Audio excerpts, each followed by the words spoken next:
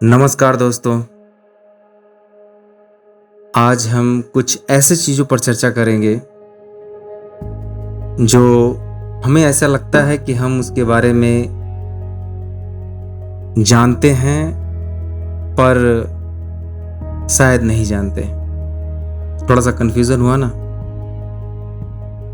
अगर हम आपसे प्रश्न करें कि क्या हम लोग सेल्स पर्सन हैं?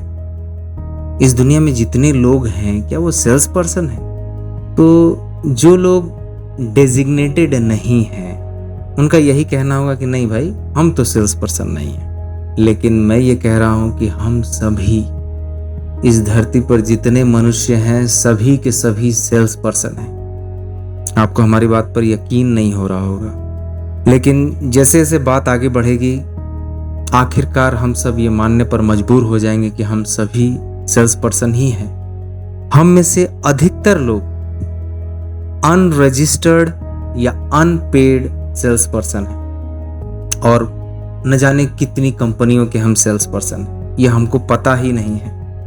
ये मनुष्य का नेचर है, हम लोगों का नेचर है कि हमको जो अच्छा लगेगा हम उसको बगैर शेयर किए हुए नहीं रह सकते। हम उसको शेयर करेंगे ही, कम से कम दूसरों से करें या ना करें, हम जिनको प्यार करते हैं उनसे तो वो शेयर करके ही रहेंगे। अगर कोई एक अच्छी टेलीविज़न खरीदता है या बाइक खरीदता है या कार खरीदता है तो क्या वो अपने आप को रोक पाएगा किसी को बोलने पर कि मैंने ये एक टीवी खरीदी है, ये बहुत अच्छा है, ये बाइक है, इसका माइलेज ऐसा है, बहुत सारे उसके फीचर्स को हम दूसरे को बताना शुरू करेंगे जब हम उनको नए नए खरीदे हुए रहेंगे। अपनी अगर कोई कार खरीदते हैं तो उसके बारे में लोगों को बतलाएंगे, लोगों को दिखलाएंगे, ये देखो।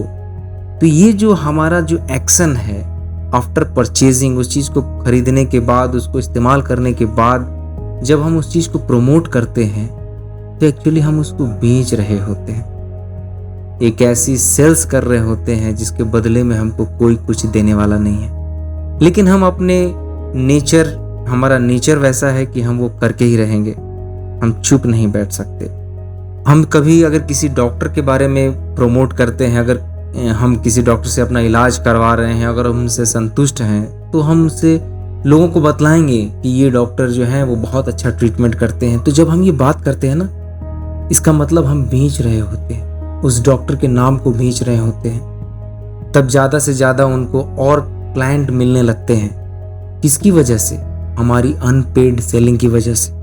किसी हॉस्पिटल के बारे में हम लोगों को प्रमोट करते हैं कि फलाना हॉस्पिटल बहुत अच्छा है, भले ही हमको सारी दुनिया के हॉस्पिटल के बारे में जानकारी हो या ना हो, लेकिन किसी एक या दो हॉस्पिटल की जब हमारे पास जानकारी आती है और वो थोड़ा अच्छा लगता है तो लोगों को हम बताना शुरू कर देते हैं। अगर कोई मुसीबत में होता है तो हम कहते हैं कि तुम इसी हॉस्पिटल में जाओ भाई, तुम्हारा वहाँ पर ट्रीटमेंट बहुत अच्छा होगा। कोई स्कूल अच्छा होता है, हमारे बच्चे जिस स्कूल में पढ़ रहे हैं या कोई स्कूल हमें अच्छा लगता है और कोई हमारा प्यारा आदमी हमसे पूछता है कि किस स्कूल के बारे में थोड़ा सा जानकारी दिया जाए तो हम उसके बखान करने लगते हैं। हम स्कूल के सेल्स पर्सन नहीं होते हैं लेकिन हम रोक नहीं पाते अपने आप को, ये हमारा नेचर है। अगर कोई शिक्षक अच्छा होता है तो हम लोगों को बताते हैं कि उनके पास अपने बच्चों को भेजो, वो बहुत अच्छा पढ़ाते हैं। तो इस तरह से हम उनको प्रमोट करते हैं, हम सेल करते हैं। अगर कोई कोच है, कोई स्विमिंग का कोच है, कोई क्रिकेट का कोच है और हमको भाग गया तो हम लोगों तक उसके बारे में बतलाएंगे कि ये कोच बहुत अच्छे हैं, इनके पास अपने बच्चों को दीजिए, आपके बच्चे का भविष्य बहुत अच्छा होगा। तो ये जो हमने इतना सारा काम किया, ये क्या किया? सेलिंग का काम किया। यानी हम सेल्स पर्सन हैं, शायद हमको पता नहीं है लेकिन हम तो हैं। और न जाने कितने सारे इस तरह के घटनाएं हैं जो हम हमेशा कुछ न कुछ सो करके उठते हैं और उसके बीच जितना समय बीतता है सोने से पहले तक कुछ ना कुछ हम किसी ना किसी का बेचते ही रहते हैं, अनपेड सेलिंग करते ही रहते हैं। एक और बात मैं बतलाना चाहूँगा कि ये तो हमारा प्रकृति है, लेकिन जब कोई काम करने के लिए, जब हम इस संसार में जब आते हैं, पैसे कमाने के लिए जब हम उतरते हैं मैदान में, तो कोई एक ऐसा इंसान कह नहीं सकता है कि मुझे बिना बेचे पैसा मिलता है। मैं कुछ बेचता नहीं हूँ लेकिन हमको पैसा मिलता है।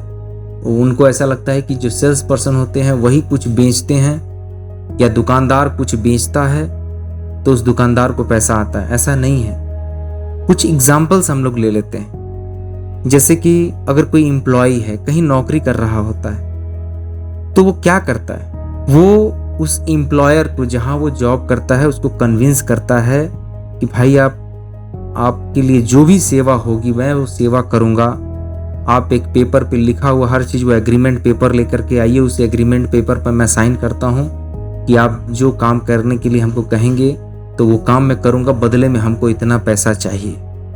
तो ये जो हमने डीलिंग किया, ये क्या हुआ, हमने अपने आप को बेचा। अगर कोई सिक्योरिटी गार्ड कहीं पर काम कर रहा है और वो दिन रात पहरा दे रहा है, उससे पूछेंगे भाई आप सेल कर सकते हैं, सेल्स पर्सन हैं, तो वो कहेगा नहीं हम तो कुछ सेल नहीं कर सकते। लेकिन वो जो सिक्योरिटी गार्ड की नौकरी के लिए उसने जब अप्लाई किया तो वो सेलिंग का प्रोसेस चल रहा था। उस समय वो अपने आप को बेच रहा था कि अगर 8 घंटे या 12 घंटे की मैं आपको सेवा लगातार देता रहूंगा तो बदले में अगर इतना रुपया मिलेगा तो मैं आपके सेवा के लिए तैयार हूं। यानी कि वो बेच चुका है। तो कोई भी एम्प्लॉय कह नहीं सकता कि मैं सेल्स पर्सन नहीं हूं। बगैर सेलिंग के किसी एम्प्लॉय को पैसे नहीं मिलने वाले। एक सर्जन है तो वो अपना सर्जरी का जो परफॉर्मेंस है उसको सेल करता है कि अगर ये सर्जरी हम कर देते हैं तो बदले में हमको इतना रुपया चाहिए, इतना लगेगा, आप पहले पेमेंट कर दीजिए हॉस्पिटल का वहां पर, उसके बाद हम सर्जरी करेंगे आपका। तो सर्जन भी सेल करता है। एक लॉयर है तो वो अपने लीगल जो नॉलेज है वो अपने क्लाइंट को सेल करता है और क्लाइंट उसके बदले में उसका फीस देता है। एक टीचर है तो अपने टीचिंग के नॉलेज को सेल करता है, बदले में फीस मिलती है। कोच है तो अपने स्किल को सेल करता है और उसके बदले में उनको पैसे मिलते हैं। अगर कोई एक्टर है तो वो अपना परफॉर्मेंस को सेल कर रहा है। जिस एक्टर का परफॉर्मेंस जितना अच्छा है उसे उतनी अधिक कीमत मिलती है। इसका मतलब ये है कि वो बगैर सेल किए हुए पैसा नहीं कमा सकता। अगर कोई पॉलिटिशियन का एग्जाम्पल हम लेते हैं तो पॉलिटिशियन क्या करता है, अपने वादों को बेचता है। एक बड़ी भीड़ है, उस भीड़ के सामने न जाने कितने वादे करता है और लोग उसके वादे से जब कन्विंस हो जाते हैं, उन्हें वोट देकर के जिताते हैं तो उसकी वो सेलिंग कंप्लीट हो जाती है, उसका बेचना सफल हो जाता है। कोई सोशल वर्कर होता है तो वो ह्यूमैनिटी से रिलेटेड जो थॉट्स हैं उनको सेल करता है। तब लोग उनसे जुड़ते हैं, कुछ दान देते हैं।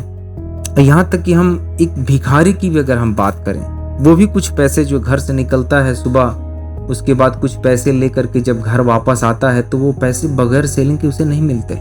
वो क्या करता है, अपनी बेबसी को, अपनी हेल्पलेसनेस को वो लोगों को बेचता है कि देखो मैं कितना बेबस हूं, मैं कुछ नहीं कर सकता, अगर तुमने कुछ नहीं दिया तो मैं भूखे मर जाऊंगा। तो उसकी सेलिंग से लोगों को दया आती है और लोग बदले में पैसे देते हैं। इस संसार में बगैर सेलिंग के कोई जी ही नहीं सकता, संभव ही नहीं है।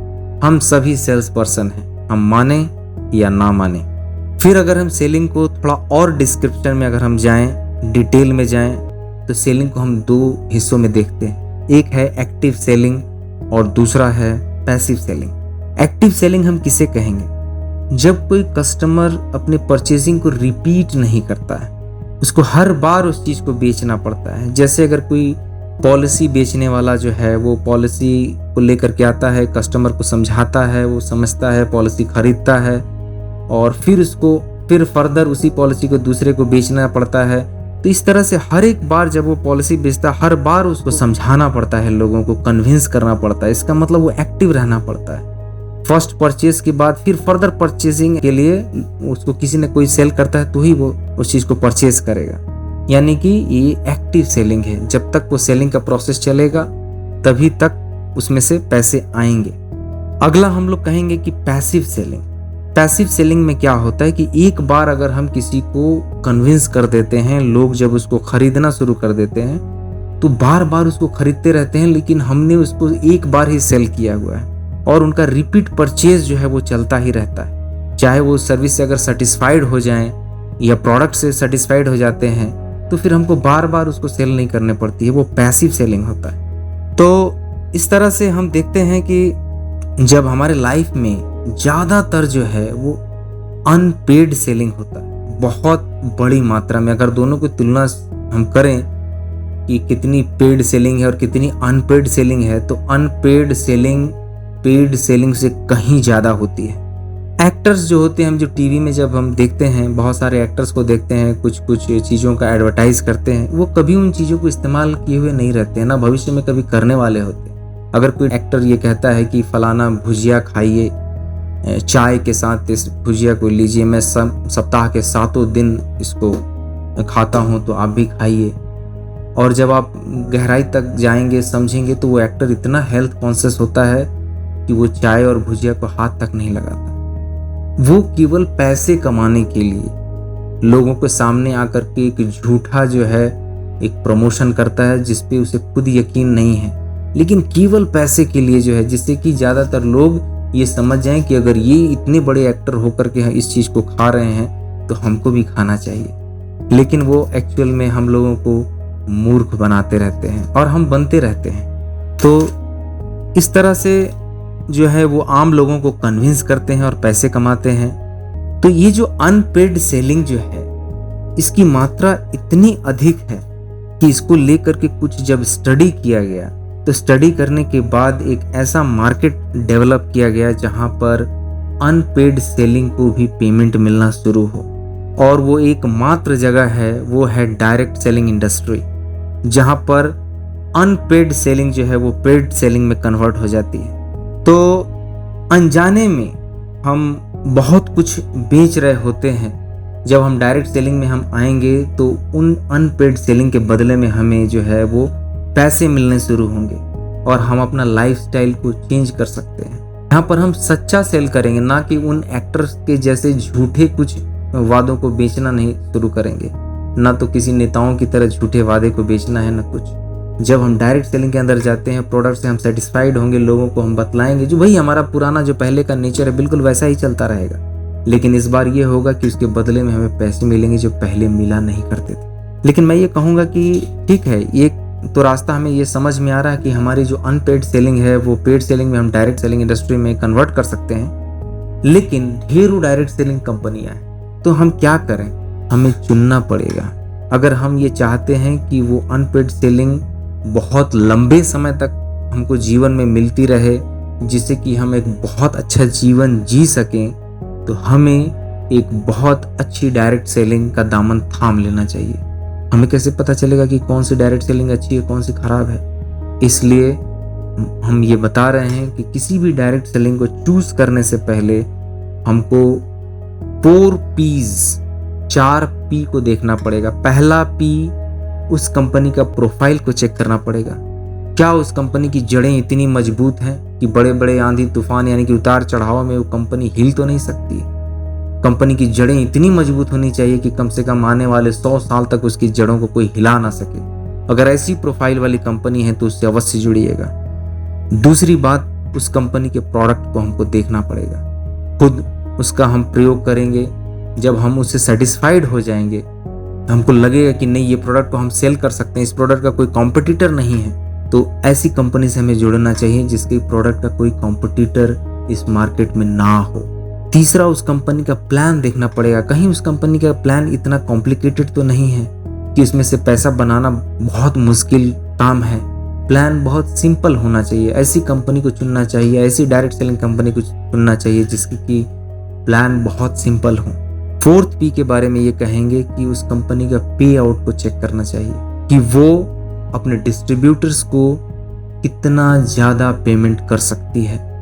तो जब हम किसी डायरेक्ट सेलिंग कंपनी के बारे में चुनाव करने जाएंगे तो इन 4 P's के बारे में, यानी कि उस कंपनी का प्रोफाइल देखेंगे, उस कंपनी के प्रोडक्ट्स देखेंगे, उस कंपनी का प्लान देखेंगे और उस कंपनी का पे आउट देखेंगे। जब हम इन चारों चीज़ से संतुष्ट हो जाएंगे तब हमें निश्चित है डायरेक्ट सेलिंग कंपनी में जाना चाहिए। क्यों? क्योंकि हम एक सेल्स पर्सन है। कैसे?